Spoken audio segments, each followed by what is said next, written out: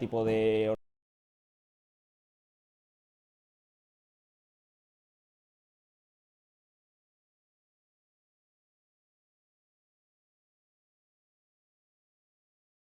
Bueno, pues yo trabajo en no sé qué, y dijo otro, pues eso se hacía hace 5 años. Bueno, como si fuera esto la moda ahí del Shane. Muy bien, muy bien. Listo, ya. ¿Ya? Vale, muy bien. Pues muchas gracias por venir, hay un montonazo de gente. Os aviso que no os voy a engañar, como podéis ver aquí, pone Murcia Land Party 2024. No he podido editar el PowerPoint, tengo solamente el PDF, no sé en dónde está el PowerPoint, la verdad. Entonces, además soy bastante perro, he estado todo el día jugando al Ball for Pit y no lo he repasado mucho, no sé muy bien lo que tengo aquí escrito. Así que va a ser un poquito improvisado. Si algo no se entiende, por favor me interrumpí, o sea, no hay ningún problema. Eh, ¿Qué más? Pues nada, básicamente yo soy Vicente Chunto, llevo viniendo a la LAN Party desde 2009, que tenía 14 años. Me lo salté en 2015 porque me fui de Erasmus y no me saltó ninguno más, creo. Bueno, yo estudié física, soy físico de formación, que dicen por ahí, pero básicamente estoy trabajando últimamente más casi como ingeniero y desarrollador de software, más que otra cosa. Hice el máster en física de partículas en Valencia y en 2020 me fui a trabajar a Alemania, a Múnich, a una empresa de computación cuántica que se llama IQM, que pensaba que el logo estaba por aquí, pero bueno, hice bien en quitar el logo. Repito, todas mis opiniones son mis opiniones personales, no represento a mi empleador, nadie puede despedirme y además si hablo de finanzas no podéis demandarme si perdéis todo vuestro dinero por invertirlo en lo que no toca, es solamente culpa vuestra. Entonces, desde 2020 llevo trabajando en eso y pues vamos a dividir la charla un poco en, primero, ver cómo funcionan los ordenadores cuánticos y sobre todo cómo...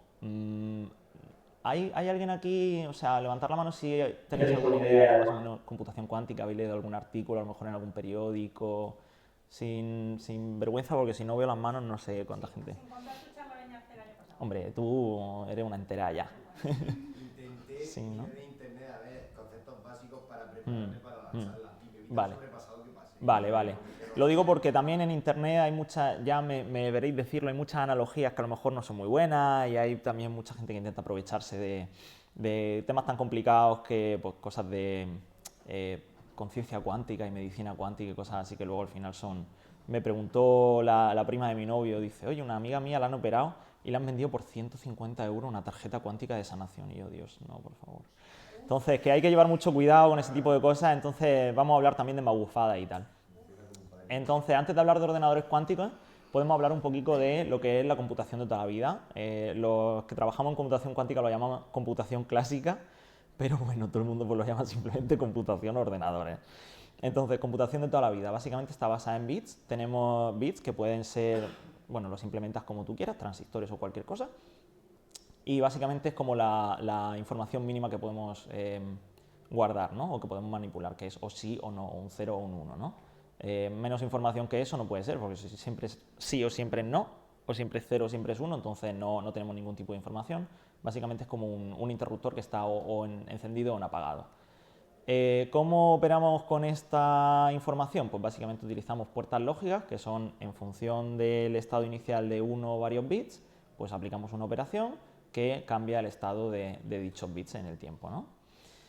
Por ejemplo, pues a lo mejor suena la puerta no, que si entra un 0 al final sale un 1, o un OR, que si entra algún 1 entonces sale un 1, y básicamente va operando con esto y así es como funciona básicamente pues cualquier tipo de...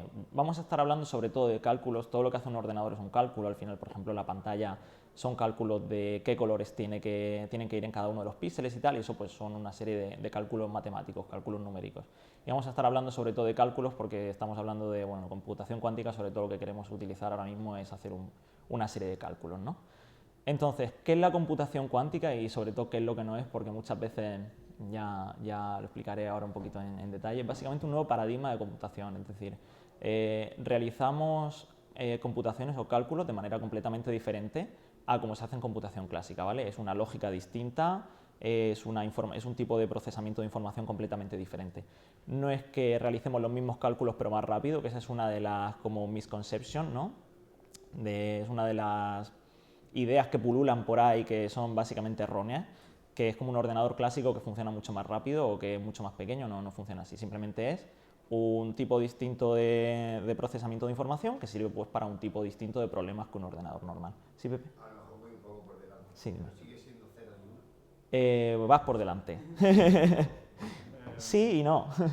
Aprovecho Sí. una cosa. Si levantáis la mano mejor y así os... Vale, o puedo repetir yo la pregunta. Vale. Básicamente ha preguntado si siguen siendo 0 y 1 y yo le he dicho que más o menos sí y más o menos no. Muchas gracias. Entonces, ¿en qué difiere? Básicamente lo que hacemos es utilizar sistemas que se comportan de manera cuántica, es decir, sistemas muy pequeños que funcionan de una manera diferente a la que estamos acostumbrados, y entonces utilizar esos principios de la física cuántica para realizar un tipo de computaciones usando este tipo de elementos. Como he dicho, la lógica es totalmente diferente a la computación clásica, entonces es bastante complicado tratar de explicar cómo funcionan las cosas, porque nuestros cerebros básicamente han evolucionado para entender el mundo que nos rodea, y el mundo que nos rodea es pues, macroscópico. O sea, tú ves esta mesa, la tocas y funciona de un modo que podemos básicamente intuir, porque tenemos esa intuición, hemos evolucionado en un mundo que funciona de esta manera. La física cuántica opera de una manera diferente.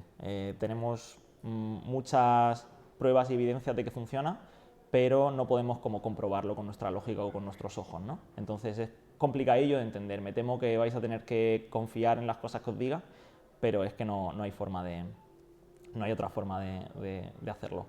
Luego, ¿cómo operamos? Bueno, ahora os digo. Os voy a explicar un poquito estos principios de la física cuántica, a lo mejor algunos suena, a lo mejor alguno no, en los que se basa la computación cuántica, ¿vale? Van a ser 4 diferentes y todos están un poquito interrelacionados entre sí. Y como digo, algunos os pueden sonar, como por ejemplo este. Podéis levantar la mano si os suena el tema de la superposición, el gato de Schrödinger, como vale, muy bien, un sistema estando en 2 estados a la vez, ¿correcto? Por ejemplo, la analogía del gato de Schrödinger, lo que nos dice, o como se explica, es, por cierto, la misma imagen del año pasado, que es horrenda y por eso la he puesto, es fea con ganas y me hizo mucha gracia y por eso la usé. Hay muchas más monas, pero claro, me gusta lo grotesco. Básicamente lo que nos dice es, si meto a un gato en una caja y tengo un estado cuántico, como bien ha preguntado Pepe, no estamos hablando de ceros y unos, o sí o no, o vivo o muerto, sino que estamos hablando de algún tipo de combinación de ambas cosas a la vez, ¿vale?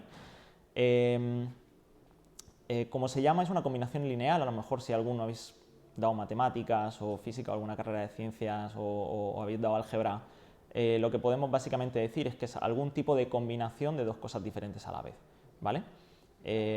Muchas veces se dice que el gato pues está vivo y está muerto a la vez, pero de nuevo, como funciona la física cuántica, es solamente lo que podemos hacer es explicarlo mediante matemáticas y a lo mejor hablar de analogías en cómo nosotros entendemos el mundo real. A lo mejor es útil para que nos entendamos, para que podamos hablar de ello con palabras que no sean matemáticas, pero hay que cogerlo con pinzas, ¿vale? Porque realmente no tiene sentido decir que algo está vivo o muerto a la vez, porque realmente ni siquiera es así. Solamente utilizamos una serie de matemáticas que dicen que es una combinación de ambas cosas a la vez y tenemos que llevar mucho cuidado con las analogías. Una analogía que a mí me gusta más es, en vez de decir que algo está en dos cosas a la vez, es más parecido a que está en una combinación de ambas, ¿no? Es como una mezcla. Por ejemplo, imaginemos que en vez de estar hablando de que el gato está vivo y muerto a la vez, digamos que tenemos un color que es azul y rojo a la vez y entonces podemos llamarlo morado, ¿vale? De nuevo, una analogía que es, a lo mejor es más parecido a lo que realmente está pasando, pero de nuevo hay que cogerlo con pinzas porque no es una cosa que tenga sentido en nuestras palabras, ¿vale? O sea, el castellano no sirve para describir la física cuántica, por desgracia solamente sirve las matemáticas y entonces si nos centráramos en ser 100% precisos no podríamos hablar nunca de estas cosas, así que sepáis que estoy haciendo ciertos sacrificios, ¿no? por poder explicarlo un poquito mejor. El segundo principio del que quiero hablar, bueno, antes de eso, la pregunta de Pepe, muy buena. Igual que un bit está o en el estado 0 o en el estado 1, aquí podemos decir que está en algún modo en una combinación de ambos, ¿vale? De tal modo que, por ejemplo, digamos que el morado es una mezcla exacta, digamos es mitad azul, mitad rojo, ¿vale? Estos dos numeritos de aquí podrían ser diferentes, podría ser un morado que sea más rojizo o un morado que sea más azul, ¿vale? Estos números son totalmente pueden cambiar, de tal modo que también podemos tener un qubit que sea más 0, más 1, una combinación exacta de los dos, o que sea solamente 0 o que sea solamente 1, y luego veremos cómo eso puede ser útil. Luego, el segundo principio del que quiero hablar es la medida. Esto también tiene muchas magufadas, lo escribí aquí. Por ejemplo, bueno, todas estas magufadas en principio vienen de hace 100 años, que es cuando se estaba empezando el tema de la física cuántica, ¿vale? Es tan complejo y es tan diferente a la intuición que tenemos y fue tan como disruptivo que todos los físicos también hacían un poquito de filosofía, ¿no? Porque esto se escapa un poquito a nuestra intuición y nuestra forma de entender las cosas, y entonces hacían muchísima filosofía. Y había una serie de científicos, además, muy buenos, muy válidos, Einstein, Heisenberg, todos estos también, a la vez que estaban estudiando las matemáticas de la física cuántica, también estudiaban la filosofía de la física cuántica.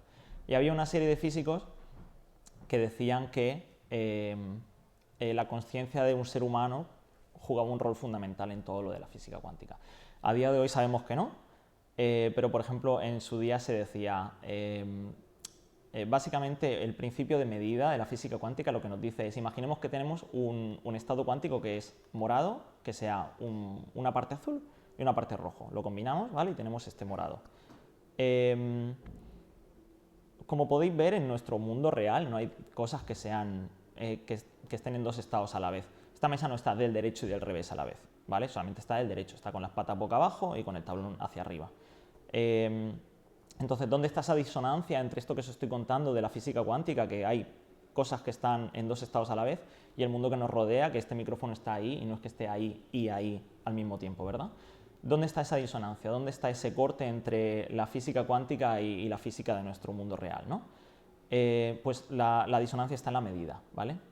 Imaginemos que tenemos un morado que es mitad azul y mitad rojo. Entonces, cuando se mide ese estado, y ahora hablo un poquito más de lo que significa eso, cuando se mide ese estado, se dice que el estado colapsa a una de las dos posibles opciones. Es decir, si yo mido el morado, lo único que voy a poder ver es o el azul o el rojo, con cierta probabilidad, ¿vale? Si el morado es más azul, entonces yo veré con más probabilidad el color azul.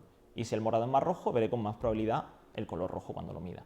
Si es mitad y mitad, entonces el 50% de las veces que haga una medición veré el azul y el otro 50% veré el rojo. ¿Qué pregunta tienes? No, yo iba a preguntar, no sé si ¿Sí? es el micrófono. Te paro el micrófono. Ah, vale, muy bien, perfecto.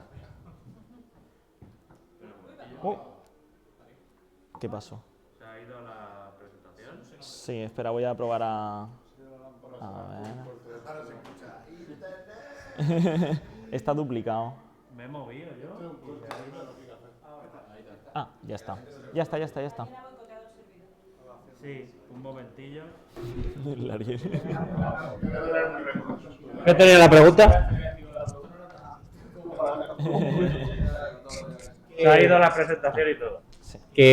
A ver, no, te iba a preguntar sobre el tema de que esa creencia de que hace falta la conciencia de un observador humano, y me viene a la cabeza el experimento de la doble rendija, ¿no? Que es en parte, o sea, querían explicar esto de alguna forma, la influencia que tenía Muy buena idea. a nivel cuántico, a nivel atómico, ¿no? La observación de estos posibles resultados. Muy buena idea. Muy buena Claro, pregunta. digo, porque puede ser una magufada, ¿vale? Que le haga falta la conciencia de un observador humano, pero realmente el experimento de la doble rendija sí que demuestra que en efecto, cuando tú observas a nivel atómico, o sea, los resultados varían. Sí, vale. Claro, entonces digo, no sé si tiene algo que ver o si... Muy buena pregunta. O Me me- alegro de que me lo hayas preguntado, como se dice por ahí, la gente muy experta. Vale, como una introducción al experimento de la doble rendija que ha dicho el compañero.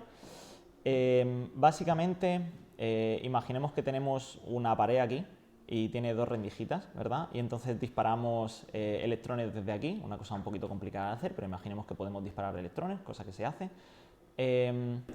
Básicamente, si de algún modo observamos qué es lo que está pasando por aquí, o sea, el electrón lo disparamos y entonces tiene dos posibilidades.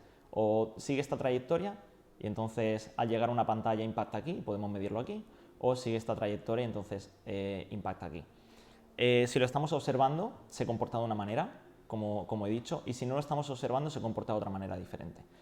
Aquí se comporta básicamente como si fuera un balón, como si fuera una pelota de nuestra vida real, lo tiras y entonces pasa por el agujero y llega hasta aquí, o lo tiras y pasa por el agujero y llega hasta aquí. Sin embargo, si no lo estás observando, lo que ocurre es que se comporta de una manera cuántica, y entonces lo que ocurre es que hay ciertas interferencias aquí, que también hablaré un poquito de la interferencia después, así que me viene hasta bien, y entonces se comporta de manera cuántica. Entonces, la única diferencia entre que se comporte de manera cuántica o no cuántica es que lo estemos observando o no.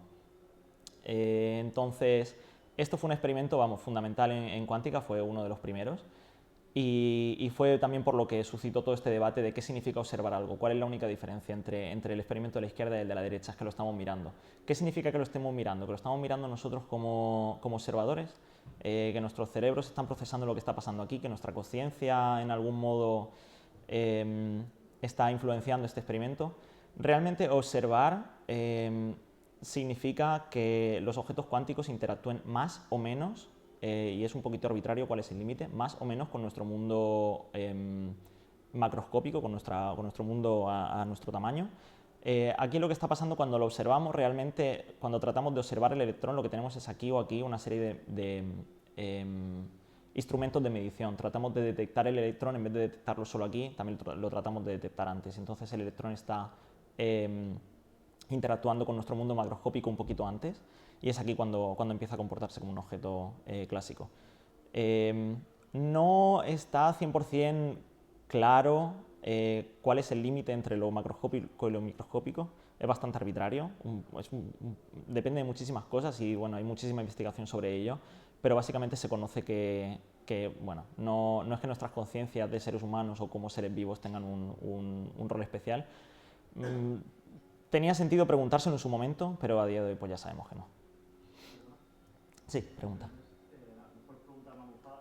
No, adelante. ¿Cómo se interpreta las grabaciones? ¿Cómo se hace? Si se hace un experimento observador, Sí. ¿cómo se pueden obtener los resultados del experimento observado?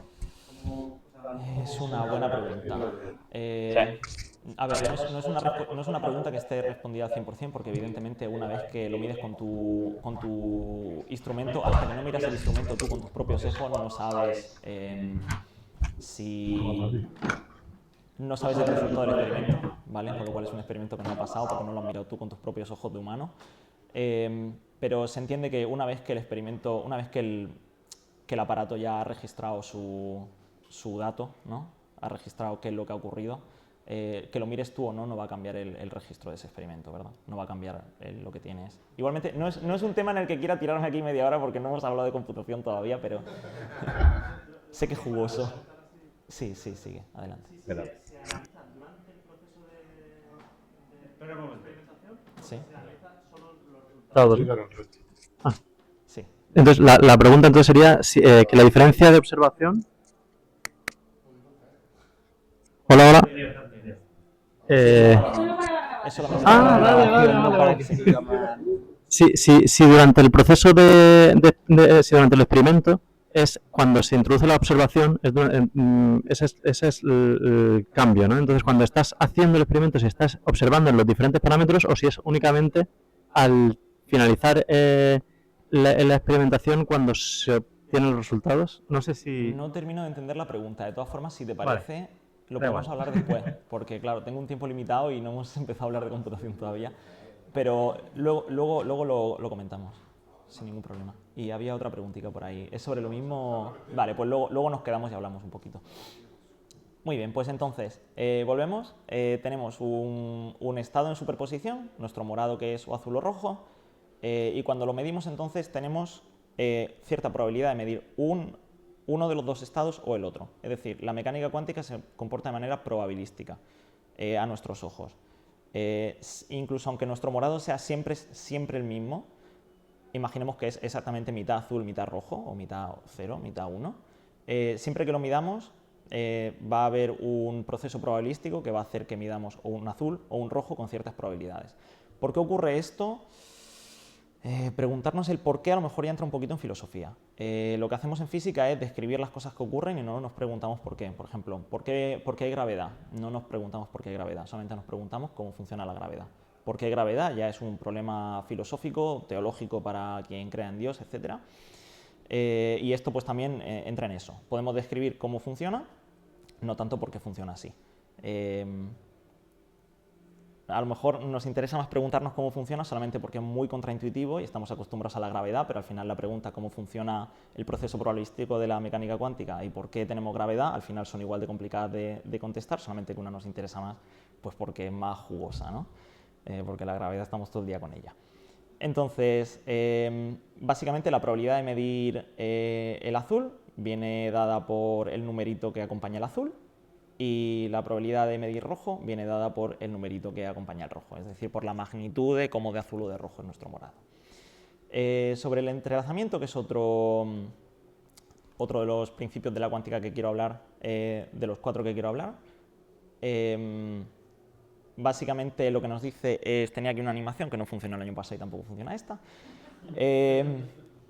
tampoco es especialmente importante, da igual. Y el último principio del que quiero hablar, que es fundamental y de hecho muchas veces en muchos artículos populares no se habla de ello y yo creo que aunque es un poquito complejo de entender es absolutamente fundamental y de hecho si no lo hacemos puede incluso inducir un poquito de error. Me preguntaba antes, ¿cómo te llamas? Me preguntaba antes Alejandro sobre el experimento de la doble rendija y lo que hemos visto aquí es los electrones cuando se comportan de manera clásica como un balón básicamente siguen una trayectoria normal, o por la izquierda o por la derecha, y lo que ocurre cuando se comportan de manera cuántica es lo que se llama interferencia, ¿vale? Que os voy a explicar un poquito cómo funciona. Una interferencia a la que estamos muy acostumbrados es, imaginemos que tenemos un lago y tiramos 2 piedras o tiramos, por ejemplo, estos 2 pescadores están tirando las cañas, y eso genera una serie de ondas que se esparcen por el espacio, ¿no? Entonces, ¿qué son estas ondas? ¿Qué son estas olas? Son picos más altos que el nivel del mar y más bajos que el nivel del mar, que generan una onda, ¿verdad? Básicamente algo parecido a esto. ¿Vale? Imaginemos que esto es el nivel del mar y entonces las ondas que se generan en el agua son picos que suben y bajan. ¿Qué ocurre cuando tiramos 2 piedras en vez de solo una? Cuando hay 2 picos que son hacia arriba, se suman, entonces tenemos un pico que es el doble de alto, y si tenemos 2 picos que son hacia abajo, se suman y tenemos 2 picos que son el doble de profundos. ¿Qué pasa cuando tenemos un pico alto y un pico bajo? Se suman y entonces llegamos al nivel del mar, llegamos a 0, ¿vale? Entonces, cuando estamos trabajando con cosas, por así decirlo, que están por encima del nivel del mar y por debajo, puede haber 2 tipos de interferencias. Constructivas, en donde 2 picos van en la misma dirección, entonces se suman y son el doble de altos o el doble de profundos, o destructivas, donde tenemos un pico más alto y un pico más bajo que se suman para llegar a 0. Algo parecido pasa con estos numeritos que hemos dicho antes, del morado y del azul y del rojo. Una de las características de la física cuántica muy importante y muy interesante es que estos números, cuando nosotros hablamos del morado, por ejemplo, una combinación, pensamos pues que el morado puede ser 50% azul, 50% rojo, ¿verdad? Sin embargo, una cosa muy interesante es que el morado también en física cuántica podría ser menos 50% azul y más 50% rojo. Es decir, estas probabilidades pueden ser no solamente positivas, sino que pueden ser negativas, ¿vale? Obviamente, a la hora de medir probabilidades, todas tienen que ser positivas, no tiene ningún sentido hablar de que tiro una moneda y hay un menos 50% de probabilidades de que sea cara o cruz. Pero antes de medir, estos numeritos pueden ser negativos. Después de medir ya son positivos, porque de nuevo son probabilidades y las probabilidades siempre tienen que ser positivas. Pero antes pueden ser negativas. De nuevo, ¿cómo sabemos esto? Pues estos patrones de interferencias básicamente nos lo están diciendo. Hay interferencias positivas y negativas y eso es lo que nos dice que también hay probabilidades negativas. ¿Qué iba a decir? Entonces, si tenemos, voy a hacer un pequeño resumen, ¿vale? Tenemos superposiciones, es decir, los qubits se encuentran en una mezcla de 0 y 1, no como en los ordenadores clásicos que tenemos o un 0 o un 1. Luego podemos medir las probabilidades y tenemos probabilidades negativas, por así decirlo. Entonces, ¿cuál es el principio fundamental de la computación cuántica? En computación clásica trabajamos con ceros y unos y aquí tenemos una mezcla entre 0 y 1. La idea fundamental de la computación cuántica es utilizar mayormente el el proceso de la interferencia, ¿vale? De tal modo que imaginemos, por ejemplo, que quiero hacer una suma de 2 más 2, ¿vale? Entonces, mi input es, tengo dos números que quiero sumar. Tengo el 2 y tengo el 2 y los quiero sumar. O 2 más 3, por ejemplo, por no confundirlos. Y la solución es el 5, ¿verdad? En eso estamos todos de acuerdo. Sin embargo, hay un número infinito de posibles números que podría ser la solución. Aunque solamente hay una solución correcta, el ordenador, si se equivocara, me podría decir que la solución es 3 o que la solución es 18. Entonces, hay una serie de caminos, por así decirlo, en la computación que van desde el input, que sería 2 y 3, hasta los diferentes números. Imaginemos que esto es 1, 2, 3, 4, 5, 6, 7, 8 y 9. Y la solución correcta sería el 5, que digamos que es esto de aquí. Entonces, la idea fundamental de la computación cuántica es utilizar estos patrones de interferencia de tal modo que tengamos interferencias destructivas en los caminos que nos llevan a las soluciones incorrectas, de tal modo que los caminos, por así decirlo, que nos llevan en la computación a las soluciones incorrectas interfieran destructivamente entre sí, de tal modo que el 1, el 2 y el 3 se cancelen entre sí, por así decirlo, de algún modo. Luego también el 7, el 8 y el 9 se cancelarían entre sí, de algún modo. Y de tal modo que el 4, el 5 y el 6 se refuercen entre sí, de tal modo que vamos guiando la computación mediante estos números positivos y negativos, de algún modo, hasta llevarnos a la solución correcta. Todo esto que os he hablado es, de nuevo, analogías que son útiles para que podamos hablar de ello, pero todo esto se describe con unas matemáticas muy rigurosas, que sabemos que funciona, está completamente, experimentalmente más que probado. De hecho, el Nobel de este año ha sido para una gente que se dedicaba a estudiar este tipo de cosas en física cuántica. ¿Hay alguna pregunta hasta aquí? Y agradecería muchísimo si me decís que sí, si algo no ha quedado claro, que no os dé vergüenza. Vale. Entonces, es muy importante diferenciar entre lo... Es que he visto mucho, y yo también lo he dicho en el pasado, que cosas como que la computación cuántica funciona comprobando todas las posibilidades a la vez, eso es algo que a lo mejor alguien ha oído antes, comprobando todas las posibles soluciones y eligiendo la correcta. En cierto modo sí, en cierto modo no. No es que las compruebe todas y elija la correcta, sino que lo más importante es salir de aquí con una idea sobre la computación cuántica que sea esta. La computación cuántica funciona con probabilidades positivas y negativas, en cierto modo, y queremos aumentar las probabilidades de las soluciones correctas mediante estos patrones de interferencia. Si salís de aquí, esto es, me encantaría si pudierais salir de aquí con esa idea fundamental. A ver qué puse en el resto de la charla. Vale. ¿Para qué sirve todo esto? ¿No? Tenemos un nuevo paradigma de computación que funciona de manera completamente diferente a cómo funciona la computación clásica. Entonces podemos imaginar que o va a hacer algo mejor que la computación clásica o va a hacer algo diferente que la computación clásica. Es un poquito una mezcla de las dos, ¿vale? Como es una lógica completamente diferente, hay problemas clásicos que son muy ineficientes en esta nueva lógica y hay problemas que son muy eficientes en esta nueva lógica. Os voy a hablar un poquito más también en la parte de lo que es la industria, sobre los algoritmos cuánticos, porque es un tema muy complejo y sobre el que no ha habido muchísimos avances en los últimos años, y eso es un gran problema. Pero básicamente puede servir para tres grandes tipos de problemas. El primero es optimización, que es básicamente cualquier problema en el que tengo una configuración de estados y quiero minimizarlo. Por ejemplo, si en Google Maps tratas de ir de un punto a otro, ¿cuál es el camino más corto? ¿Cuál es el camino que gasta menos gasolina? Estás intentando minimizar una cantidad, el tiempo, la gasolina, etc. Logística, cadenas de montaje, cadenas de logística de barcos, con trenes, con cómo monto los containers, etc. Luego, simulación. Es muy difícil simular procesos cuánticos con ordenadores clásicos porque necesitan muchísima memoria. Sin embargo, un sistema cuántico es muy bueno para simular otro sistema cuántico porque hay como una correspondencia casi uno con uno entre los diferentes posibles estados. Entonces, se prevé, hay muchos algoritmos que sirven para simular básicamente todo lo que tenga que ver con química al nivel cuántico, como simulación de propiedades de materiales tanto existentes como todavía no existentes, simulación de no solamente materiales, sino también procesos químicos, lo cual puede servir pues, para diseños de nuevas baterías, sistemas superconductores, diseño de nuevos medicamentos.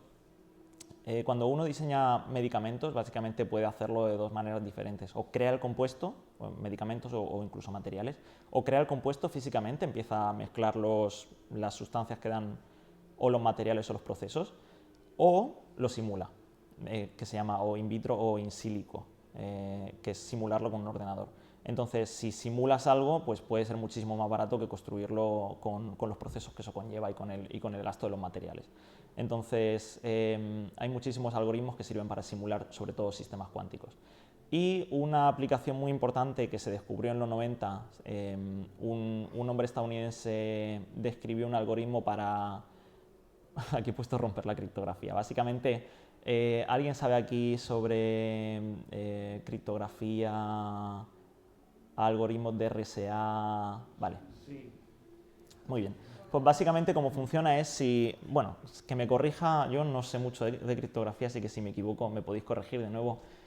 Simplificaciones para que todos entendamos. Si yo tengo un mensaje y tú tienes un mensaje y quiero mandártelo, podemos básicamente encriptarlo mediante el conocimiento de dos números primos que multiplicamos juntos, y si yo conozco tu número y tú conoces mi número, podemos desencriptarlo. Es muy sencillo multiplicar dos números primos, pero es muy complicado si te doy un número muy grande que sea el producto de dos primos, es muy complicado saber cuáles son esos dos primos. Y entonces en esa asimetría, que es muy fácil multiplicarlo pero es muy difícil dividirlo, se basa esto. ¿Qué pasa?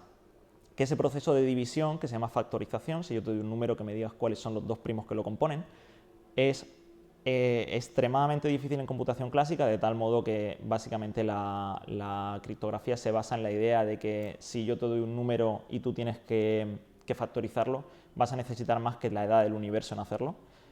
Sin embargo, los ordenadores cuánticos son muy eficientes en hacer una operación que se llama la transformada de Fourier, son exponencialmente más rápidos que uno clásico, y eso les permite factorizar estos números. Entonces, ahora voy a hablar un poquito de la industria. No os preocupéis porque todavía no lo hacen y no parece que lo vayan a hacer en un tiempecito, pero si los ordenadores cuánticos avanzan lo suficiente para ser lo suficientemente grandes y lo suficientemente buenos, entonces van a ser extremadamente eficientes en hacer esta operación que puede desencriptar todos los mensajes que se están encriptando a día de hoy. Y a nivel mundial se está trabajando activamente en los algoritmos para la era postcuántica. Yo he estado en ese grupo de trabajo. Qué guay. ¿En la UMU? O... No, a nivel europeo. Ah, qué guay. Yo estuve en el grupo de trabajo de la prueba de la implementación de los algoritmos de la era postcuántica. ¿De qué instituto? ¿De algún instituto de estándares o algo? No, era básicamente hacer pruebas de implementación en un consorcio europeo. Fondos europeos directamente. Muy interesante. También hay una cosa que está haciendo la gente que es, bueno, o que se dice que están haciendo los espías internacionales y como grupos nefarious groups, ¿no?, que lo llaman, que es la estrategia de keep now, o sea, guardar ahora, desencriptar después, que están guardando un montón de mensajes ahora para desencriptarlos cuando los ordenadores cuánticos funcionen. Quiero decir, si construyes, sí, justo, la estrategia de Walt Disney.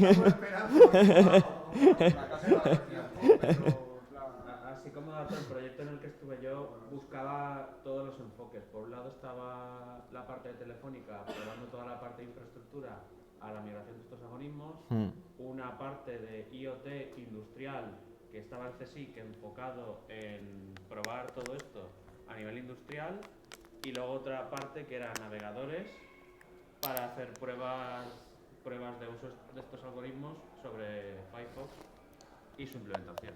Qué guay, de hecho. Está muy avanzado. De hecho, el National Institute for Standards en Estados Unidos, que bueno, el que hace todos los estándares en el mundo, ahora recomienda ya encriptar las cosas de dos maneras, la normal y también la postcuántica, de tal modo que tienes, bueno, la seguridad de algo que sabemos que funciona ahora y la seguridad de algo que creemos que puede funcionar en el futuro, precisamente para evitar este tipo de cosas. ¿Qué pasa? Que se tarda mucho, claro. Es muy... Voy a poner un candado a la bici y voy a poner un candado al candado. Sí, un poco. Muy bien. Vale. Sí. Bueno, nada, una Otra duda, pregunta. a ver si lo he entendido. Dicho de manera así muy como bien. muy prosaica. Entonces yo entiendo que la computación cuántica, dicho de una manera imprecisa, imagino, lo que busca es conseguir un resultado mediante tanteo y descarte. No exactamente. Buena pregunta. Déjame pensar un segundito. Eso va a lo mejor más en la línea de la idea cómo se suele describir. Claro, es que es una cosa muy complicada de describir. Eso a lo mejor va más en la idea de probar todas las posibilidades y descartar las que no son. Es un poquito más complejo en el sentido de realmente, básicamente, si tenemos esto de aquí, un morado que es una mezcla de azul y rojo con una serie de números, imaginemos que queremos o que tenemos un color que es una mezcla de todos los colores. Imaginemos que tenemos blanco, que es una mezcla de azul, rojo, amarillo, verde, amarillo, la mezcla de todos los colores del arco iris, ¿verdad?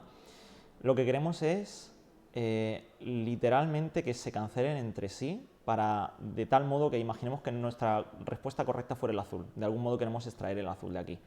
Queremos que todas las probabilidades de todos los colores menos el azul sean lo más pequeñas posible de medir y que la probabilidad del azul sea lo más grande posible para medir al final. Es decir, es un poquito más sofisticado que lo que dices tú, pero no sé muy bien cómo describirlo mejor en palabras llanas, me temo. En alemán. Luego podemos hablar igualmente si se me ocurre. Luego, esta diapositiva a lo mejor se enfadan mis jefes porque esto de que el hardware es una mierda, claro, no lo he podido borrar porque no tengo el PowerPoint original, solamente tengo el PDF. ¿Cuál es el mayor problema que tenemos ahora mismo? Los ordenadores cuánticos se llevan produciendo, los prototipos más sencillos empezaron hace como 20 años. Es decir, es una tecnología que prácticamente acaba de nacer, ¿vale? Ahora mismo está avanzando unos pasos tremendos, entre otras cosas porque hay muchísima inversión privada y pública, pero los sistemas cuánticos son muy sensibles a interactuar con el mundo macroscópico, por así decirlo. Entonces esta información con las probabilidades negativas se destruye muy sencillamente, muy rápidamente. También son muy difíciles de controlar y es una lucha constante con aislar estos sistemas del entorno a la vez que tenemos que manipularlos. Es decir, tenemos que realizar operaciones con ellos que vienen desde el exterior, básicamente por una serie de cables o de láseres, con lo cual tenemos que interactuar con ellos de la manera más controlada posible, intentando mantenerlos lo más aislados posible del entorno. Entonces hay ahí dos cosas que básicamente están compitiendo entre sí, que es muy complicado de hacer. Y aquí entra la segunda parte de la presentación, que es un poquito hablaros de la industria, ¿vale? Las tendencias, las empresas. Os quiero hablar un poquito de cuál es el cambio de idea en la industria que está ocurriendo ahora mismo, ¿vale? La idea original en todas las empresas, hasta hace muy poquito, era tratar de realizar operaciones incluso sabiendo que no son perfectas, ¿vale? Hablamos en términos de fidelidad, ¿vale? Imaginemos que tenemos una operación que queremos implementar y en términos de fidelidad hablamos de cómo se parece la operación que implementamos físicamente a la operación ideal, ¿vale? Cada operación ahora mismo anda en torno al 95 hasta el 99% de fidelidad y la gente está tratando de hacerlo mejor, pero ahora mismo hay un cambio en la industria de tratar de hacer cosas de este modo un poquito más ruidoso y menos fiel a lo que se llama computación cuántica tolerante a fallos. ¿Alguien conoce aquí sobre corrección de errores en ordenadores clásicos? Sí. Vale. ¿Quién está detrás de ti? Levanta la mano. Muy bien. Dos personicas. Vale. Básicamente cuando tú tienes un CD y le haces un rayón, básicamente estás destruyendo bits que tiene el CD, ¿vale? Y sin embargo, muchas veces todavía se puede leer. No es que falten letras en tu documento de Word o no es que falten notas en tu MP3. Eso es porque hay un montón de bits que se utilizan precisamente para, de manera redundante, como repetir esa información. Por ejemplo, imaginemos, la forma más sencilla de hacerlo es si tengo un documento de Word hago 5 copias y así si uno se queda corrupto porque le echo un rayón con la llave, todavía me quedan 4, ¿vale? Hay maneras muchísimo más sofisticadas de hacer eso y hay un equivalente en computación cuántica también a eso, que se llama corrección cuántica de errores, que básicamente es algo más sofisticado, pero la idea también es, si tengo un documento de Word y por si lo rayo, pues hago 5 copias, ¿vale? Hay un problema con eso y es que cuanto más qubits tengas, más grande es tu sistema, más cables necesitas. Cuanto más cables necesitas, más información del exterior están mandando, entonces peor lo estás aislando del exterior. Pero hay como un bailecillo ahí entre si metes más redundancia puedes corregir más errores, pero a la vez también estás haciendo que las operaciones sean peores y ahí hay un bailecillo de tal modo que está ahora mismo toda la industria tratando de intentar introducir redundancia en sus ordenadores de tal modo que las operaciones sean mejores, rezando para básicamente que introducir redundancia mejore las computaciones más de lo que las está empeorando, ¿vale? Hay una serie de teoremas que prueban que eso se puede hacer y ahora lo que está tratando de hacer la gente es hacerlo con ordenadores reales. Hay un experimento de Google que fue el primero, no sé si fue hace un año o así, que por primera vez se ha demostrado que si introducen más qubits, realmente los errores que estás salvando son más que los errores que estás introduciendo. Entonces, a partir de ahí ya la industria está yendo a tope con esta cosa. Luego os quería hablar también un poquito de las empresas que hay. Se pueden dividir un poquito en dos. Las empresas de software, que son las que diseñan estos algoritmos cuánticos que sirven pues, para problemas de optimización, de simulación, etcétera, que están abriendo y cerrando constantemente, porque si diseñas algoritmos cuánticos realmente no tienes un ordenador donde correrlos, porque ahora, como he dicho, son bastante malillos y no son capaces de, vamos, ni de sumar 2 más 3. De hecho, hay un chiste que dice, le he preguntado a un ordenador cuánto era 2 más 3, a un ordenador cuántico cuánto era 2 más 3 y me ha dicho que era 17, pero me lo ha dicho muy rápido. El Ariel se mea.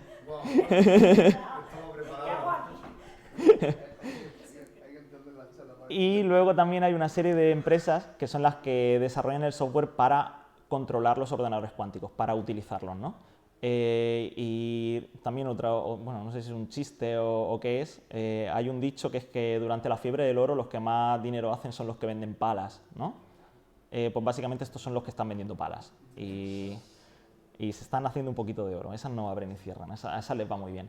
Y luego están las empresas de hardware, como la mía, así que voy a llevar cuidado con lo que digo, que se dividen básicamente en dos. Las de software pueden ser o más grandes o más pequeñas porque realmente no necesitan grandísimos recursos económicos, pero las de hardware, esto es un proceso, crear el hardware es un proceso muy caro, muy costoso, entonces se dividen en dos, o empresas gigantescas o empresas bastante grandes, pero no existen empresas pequeñas de hardware. Entonces las grandes tecnológicas que están jugando a esto son básicamente dos, son Google e IBM en Estados Unidos, y luego hay empresas que empezaron como startups, que se han ido haciendo más grandes. Por ejemplo, aquí he puesto 3 ejemplos, básicamente andan alrededor de los 300 a 400 empleados. IonQ en Estados Unidos. Sí. ¿Estás aquí? Aquí estoy. ¡Qué vergüenza! ¡Qué vergüenza, coño! Entonces está IonQ y PsiQuantum, si no me equivoco, están en Estados Unidos, y luego IQM, que es la mía, es la más grande de Europa con diferencia y bueno, de las más grandes del mundo. Luego, una pregunta muy interesante, vale, ya sabemos más o menos en términos matemáticos cómo funciona esto, pero en términos físicos, ¿qué es un ordenador cuántico, ¿no? ¿Qué es el aparato en sí? Sí, una preguntita por ahí. A ver, los ordenadores... Espera un momentito que el micro está apagado. ¿Le doy? Dale, o sea, entiéndelo.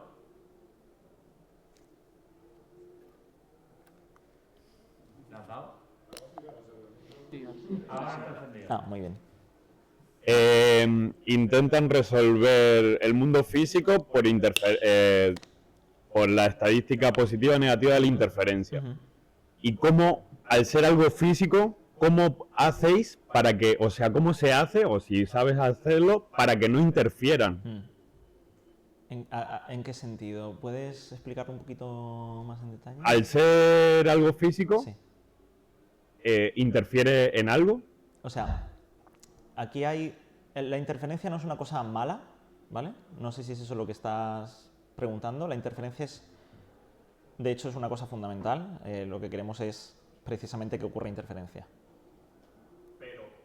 O sea, tú, por ejemplo, intentas escribir ese Sí. altavoz a nivel cuántico Sí. y utilizas el ordenador. Lo van a apagar sin querer. Uy. No, a lo mejor está sin batería. Ah, Puede ser. podría ser. Luego hago un resumen de la pregunta. ¿El hardware del Sí. ordenador cuántico no interfiere de ninguna forma? O sea, te refieres todo lo que es el cableado, etcétera, que no interfiera en lo que es la computación en sí, ¿no? Sí. Vale, eso es una muy buena pregunta. Sí interfiere, aunque sea mínimamente. Es decir, por ejemplo, déjame hablar un poquito de cómo son este tipo de ordenadores y entonces te puedo poner un ejemplo concreto, ¿vale? Las implementaciones exactas de cómo hacer computación cuántica pueden ser muy diferentes. Simplemente lo que necesitamos es un sistema que se comporte de manera cuántica. Puede ser un átomo, una molécula, puede ser, como en el caso de esto, puede ser un circuito integrado refrigerado a temperaturas muy cercanas al cero absoluto. También se comportan como sistemas cuánticos. Entonces, el ordenador cuántico en sí tiene esta formita de aquí, donde aquí tienes lo que son los qubits y todo esto es sistemas de refrigeración y cables para manipular esos qubits, ¿vale? Entonces, si entiendo tu pregunta es si yo tengo que manipular estos qubits de algún modo mediante cables, básicamente lo que hacemos es mandar ondas de microondas a estos qubits, ¿vale? Para manipularlos. Esta información que viene de afuera, que viene por los cables, básicamente lo está calentando, está manipulándolo y son cables que son macroscópicos, ¿no? Funcionan en esta escala que he dicho de la que hay que aislarlo, ¿no? Entonces, sí que es cierto que hay ahí dos cosas que están compitiendo, que es mantenerlo aislado del exterior y a la vez manipularlos con cosas que vienen del exterior. Entonces, la fidelidad de una operación nunca va a poder ser el 100%, ¿vale? Puede ser todo lo cercana que podamos, pero nunca va a ser del 100% y por eso también es tan importante esta corrección de errores cuántica, porque nunca vamos a poder tener fidelidades que sean del 100%, con lo cual necesitamos toda esta redundancia para evitar los errores. ¿Respondes a tu pregunta más o menos? O... Creo que no, pero bueno, se ha entrado y se ha hablado. Si quieres luego también nos quedamos y hablamos un poquito más si tienes tiempo con... A ver, una pregunta de mi hermano. Pregunta muy rápida. ¿Qué tamaño tiene? Porque en la foto no se aprecia. ¿De qué tamaños físicos estamos hablando? Vale, pues todo este sistema, que la mayoría es para refrigerarlo, ¿vale? Porque tiene que estar a una temperatura muy, muy, muy fría. Todo el sistema, pues a lo mejor tiene como 3 metros de alto. Es bastante grande. Luego los qubits en sí son bastante chiquitines, están aquí dentro, en esta parte de aquí. De hecho, esto es como un escudo magnético para evitar que la radiación interfiera con los qubits y tal, y todo esto sirve para enfriarlo. ¿Cuáles son las ventajas y desventajas de este tipo de ordenadores cuánticos, que son los superconductores, que son los que hacen IBM, Google e IQM? Son más sencillos de escalar a más qubits, porque los qubits son muy pequeñitos y son muy sencillitos de imprimir, con lo cual puedes ponerle tantos qubits como tú quieras. El problema es escalar la electrónica, ¿vale? Porque cada qubit necesita sus cables para medirlo y para controlarlo, y los cables son enormes, introducen un montón de calor al sistema, introducen un montón de errores. Entonces, meterle la electrónica ya es más complicado. ¿Cómo anda un poquito la industria en este sentido? Los ordenadores son del orden de 50 a 1000 qubits. Cuantos más qubits tengas, más peores son los ordenadores, con lo cual ahí también hay un bailecillo entre cuántos más meter y cómo de bueno hacerlo. Fidelidades del 90, que es terrible, por ciento, hasta el 98 más o menos. Y luego la otra tendencia, por así decirlo, en la industria son trampas de iones, que básicamente es, tenemos un montón de átomos que los podemos aislar y de hecho se pueden ver físicamente porque emiten radiación, entonces con tu propio ojo puedes ver el atomito que es un puntito de luz. De hecho, eso de ahí sería un atomito pequeñito. Y en vez de con cables, trabajamos con láseres. Entonces, nos pasa justo al revés que antes. Es muy difícil meterle más qubits porque los átomos entre sí se repelen, entonces no caben, pero es muchísimo más sencillo porque no tenemos todos estos miles de cables, es mucho más sencillo operar con ellos con estos láseres. Entonces es justo al revés, podemos tener menos qubits, pero fidelidades muchísimo más altas. Con lo cual, este baile de cuántos qubits tener y cuánta fidelidad tener es justo al revés. Poquitos qubits y muy buena fidelidad. ¿Cómo anda el tema de pasta? No soy asesor financiero, etc. En 2024 hubo 2.600 millones de inversión privada en la industria y se vendieron 856 millones de euros en ordenadores cuánticos, ¿vale? Cada uno que saque las conclusiones que quiera. ¿Quiénes son los que más están vendiendo? Pues hay dos métricas diferentes. Uno es cuál está vendiendo más ordenadores y otro es cuál está vendiendo más valor, es decir, más euros en ordenadores. El que vende más euros en ordenadores es IBM, seguido por IQM. Y luego, en términos de cuál vende más número de ordenadores, el que más vende es IQM y luego IBM, lo cual significa que básicamente mi empresa está vendiendo más baratos, ¿vale? Y luego, en términos de... aquí podéis ver mucho rojo, ¿vale? en términos de acciones, hay un montón de empresas que son públicas, lo cual, o sea, que están en bolsa. Todo esto es del último día. No sé qué habrá pasado porque estoy de vacaciones, así que a lo mejor ha pasado algo terrible y no me he enterado. Exacto, la Lamparty ha crasheado ahí el mercado. Hay un montón de empresas que son legítimas, empresas que venden productos de verdad, pero os quiero poner el caso de Quantum Computing Incorporated, que es que te meas encima. No represento a mi empleador, IQM no se está metiendo con esta empresa, pero yo personalmente sí. No hacen nada de Quantum Computing. Eran una empresa como de refrescos que un día compraron un producto que no sé si les costó, bueno, no voy a decir cantidades, no sea que luego me demanden, pero compraron una cosa que es una mierda y la capitalización bursátil es de 2.000 millones de euros o 3.000 millones de euros. El tío que compró la empresa esa de refrescos se ha hecho millonario, chaval. Entonces os quería enseñar un poquito la capitalización bursátil. 9.000 millones, 18.000 millones, 9.000 millones, y eso lo pongo en contraposición con que todo el mercado en 2024 vendió menos de 1.000 millones. Entonces ya cada uno que saque sus propias conclusiones sobre si esto es una burbuja, si no lo es, cada uno que piense lo que quiera, yo tengo mis propias opiniones. No represento a mi empleador. Y eso es un poquito lo que os quería comentar. No sé si habrá alguna preguntita, incluso si habrá tiempo porque son las 6 en punto. Muy bien.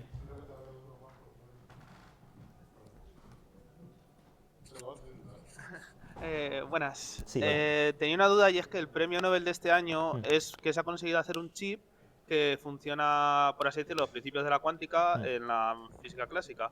Y entonces, tú has dicho que trabajas con láseres y tal. ¿Esto va a facilitar en el futuro el poder trabajar más con cables y el poder escalar de forma más grande? Muy buena pregunta. Vale, está muy bien, porque así hablamos un poquito del premio Nobel. Bueno, el premio Nobel se lo han dado... ¿Tú te has acercado mucho? Lo que es el experimento al que le han dado el premio Nobel se lo han dado a 3 personas que no recuerdo ahora cómo se llaman. Uno es Alain Aspect y los otros 2 no recuerdo. O a lo mejor eso fue un par de años atrás. Básicamente es... al principio se creía que la física cuántica ocurría solamente con sistemas muy pequeñitos, extremadamente pequeños, electrones, partículas muy pequeñitas. Y se demostró que también ciertos sistemas un poquito más grandes, más macroscópicos, también exhiben este tipo de comportamientos, como por ejemplo los qubits, estos que os he enseñado, que son estos atomitos de aquí que se ven, o incluso los qubits que son en circuitos integrados, tú los puedes ver a simple vista, entonces son más grandes y también exhiben en ciertas circunstancias comportamientos cuánticos. ¿Y cuál era la segunda parte de la pregunta, perdona? No, que cómo escalarán ahora los ordenadores con estos chips. Sí, todo esto ya está basado en todo ese trabajo. O sea, este trabajo al que le han dado el premio Nobel debe de tener unos 40 años ya. Entonces, todo lo que estamos haciendo ya está basado en ese tipo de trabajos. El premio Nobel normalmente se da con un retraso, entre comillas, entre el experimento y que te lo den de unos 30-35 años alrededor de eso, para asegurarse efectivamente de que funciona como todo tiene que funcionar. Entonces, todo este trabajo, de hecho, una de las personas a la que le dieron el premio Nobel, que es John Martinez, creo, ahora mismo está trabajando en Google y es uno de los que, o hasta hace poco estaba trabajando en Google y es uno de los que formó todo el equipo de Google y tal. O sea, todo esto ya se conocía de antes, que está muy comprobado, sí. ¿Otra preguntita? Ah, sí. A ver, yo es que trabajo en IBM, como trabajo en Red Hat, y parte de mi sueldo Sí. lo cobro en acciones de IBM. No soy asesor financiero. Aprovechando que no das consejos financieros, el otro día, de hecho, hubo una subida brutal precisamente porque presentó resultados y había petado en computación cuántica. Entonces, lo que quería preguntarte, sobre todo una persona que lo está viviendo desde dentro, ¿cómo crees que va a ser la diferencia de el pelotazo que está pegando todo para arriba y a versus computación cuántica lleva el momento? ¿Puedes repetir un poquillo la pregunta porque se ha apagado el micro en mitad? ¿O no? Responde la mitad.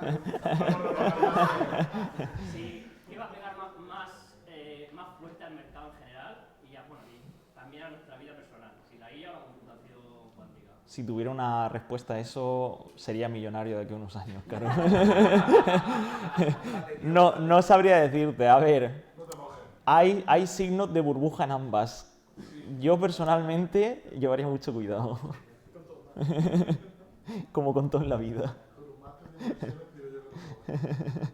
No te mojes ya. Muy bien, hay otra preguntita por ahí de mi amigo Pellejo Man. Ya que la tecnología de IA y de cuántica están así, ¿hay algún tipo de unión entre ambas o se está trabajando en conjunción en algo? Una pregunta buenísima. Sí, aquí os he enseñado un poco las aplicaciones. Hay como otra cuarta columna aquí, que sería la inteligencia artificial cuántica, que se llama como Quantum Machine Learning, que sirve un poquito para estas dos cosas de aquí, ¿vale? O sea, sería como una caja dentro de aquí y otra caja dentro de aquí. Hay un montón de gente que está trabajando en eso. Yo no soy en absoluto experto, pero hay una división en mi empresa también que trabaja en eso. Hay Quantum e inteligencia artificial suenan muy bien juntas y no sé cómo de bien van a ir juntas, pero hay mucha gente estudiando en ambos sentidos. O sea, utilizar cuántica para mejorar la inteligencia artificial y utilizar inteligencia artificial para mejorar la cuántica. Y hay un montón de cosas muy interesantes pasando ahí. Hay mucha gente que es muy crítica respecto a ello, sobre todo porque piensan que suenan muy bien juntas, pero solamente suenan bien juntas. No sabría, la verdad es que no sabría decirte porque yo no trabajo tanto en algoritmos. Yo soy un poquito más de la parte del software para controlarlo y no tanto el software que se corre en los ordenadores cuánticos. Pero sí, hay un montón de trabajo ahí. También además ahora mismo se está trabajando mucho en integrar Quantum en superordenadores y los superordenadores son los que ahora mismo se están utilizando para entrenar IAs y cosas así. Entonces se está intentando considerar como aceleradores, como si a un superordenador le metes un montón de tarjetas gráficas. Hay un montón de gente considerando y si en vez de tarjetas gráficas se utilizan ordenadores cuánticos y cosas así. Entonces eso sería un poquito más Quantum para inteligencia artificial.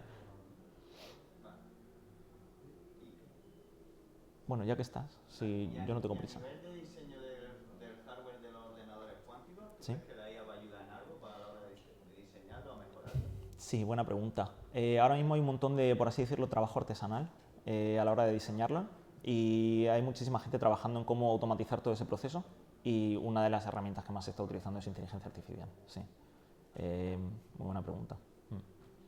Volviendo a la cosa que habías dicho antes, Sí. los sistemas de seguridad para un mundo post-cuántico, Sí. o sea, ya has dicho que existen ya algunos... Sí. Vale, has hablado antes de los sistemas de seguridad en un mundo postcuántico. ¿Podrías? No sé si Muy bien, sí, sí. es imposible de explicar sin tener un conocimiento profundo, pero ¿podrías decir en qué se basan esos sistemas? Sí. No sé exactamente cómo funcionan, apenas sé cómo funcionan los que se utilizan ahora, pero básicamente funcionan con una serie de... bueno, la computación cuántica sirve para una serie de problemas concretos. Y entonces simplemente han encontrado un tipo diferente de problema para el que la computación cuántica de momento no tiene una solución.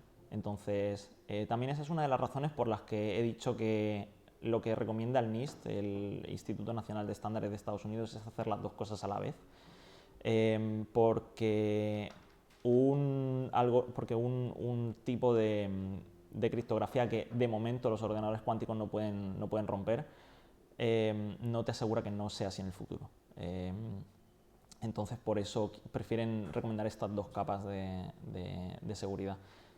Puede que en un futuro se encuentre o un algoritmo clásico o un algoritmo cuántico que lo rompa, pero de momento no se ha encontrado. Entonces, por eso no se puede hacer nada mejor que recomendar algo que de momento no se sabe si funciona o no. ¿Contesta eso a la pregunta? Bueno, al igual que habías descrito, por ejemplo, los números primos. Sí, no puedo. No puedo porque lo desconozco cómo funciona. Sí. Yo tengo dos preguntas, Sí. una software y otra hardware. ¿Puede hablar un poco más alto? Sí, que tengo dos preguntas, que una para el software y otra para el hardware. En cuanto a la parte que has dicho de que se abrían, en una de las diapositivas, se abre como una especie de árbol, entiendo que puede ser un grafo o algo así. ¿De qué hablas? A ver, ahí justo. La de la onda. Ah, sí. Vale, entiendo que se está estudiando ya, hay estudios de algoritmia para el tema de relacionar la poda o, digamos, usar interferencias como poda para mejorar los resultados, digamos, satisfactorios y buenos. Vale, este grafo que yo he enseñado aquí es básicamente otra de esas analogías que son buenas para poder explicar cómo funciona, pero no son exactamente muy fieles. Te explico rápidamente cómo funciona, a lo mejor te interesa cómo funciona exactamente. Lo que tenemos es un vector de un montón de números. Cada número se asocia como con un valor binario, con el 0, 0, 0, 1, 1, 0, 1, 1. Y cada uno de estos números tiene asociado un número que es esta A o esta B, que es como de azul o como de morado, o como de rojo es el morado, ¿no? Básicamente este vector lo multiplicas con una serie de matrices, ¿vale? Entonces, todo lo que hace un ordenador cuántico es un montón de multiplicaciones de matrices. Entonces, es muy bueno multiplicando matrices. Estas matrices pueden ser con elementos positivos o negativos, y son esos elementos positivos o negativos los que hacen la interferencia. Realmente no es esto, sino que realmente lo que tienes es un montón de matrices multiplicándose. Entonces, a lo mejor lo tendría que haber explicado un poquito mejor, que esto no es exactamente como ocurre, no son este tipo de grafos lo que ocurre realmente, sino que son multiplicaciones de matrices. Está bastante claro. ¿Y la otra pregunta? Es por la parte física, porque ha enseñado un supercomputador y Sí. todo el percal. Y mi duda es sobre la parte de que si hay refinería específica para la creación de este tipo de chip, Sí. porque parece como muy de nicho y entiendo que no se mueven a la misma altura en cuanto a transistores que un ordenador clásico con X nanómetros y tal. Muy buena pregunta, sí. Básicamente todas las empresas grandes, es decir, IBM, IQM, Google. Bueno, IBM y Google, por supuestísimo, tienen sus propios centros de fabricación. IQM tiene uno también en Finlandia, que es de donde es la empresa. Tenemos nuestro propio centro de fabricación, sí. Nosotros fabricamos lo que son los chips y lo que es todo el circuito de refrigeración lo compramos o lo alquilamos a una empresa externa que se dedica solamente a esto, que son de estos que venden palas en la fiebre de oro, ¿vale? Se están haciendo millonarios también. Perfecto, pues muchas gracias. Muy bien, pues parece que me están echando. Así que muchísimas gracias a todos por venir, por atenderme, espero que os haya quedado claro. Y dice Pepe que así.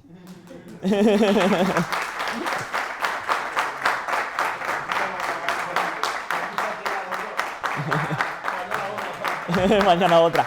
Y yo sé que son conceptos muy complicados y con que os vayáis con 2 o 3 así perlicas que os haya quedado un poquito más claro, es complicado irse con la hora que he estado hablando en la cabeza, yo lo sé.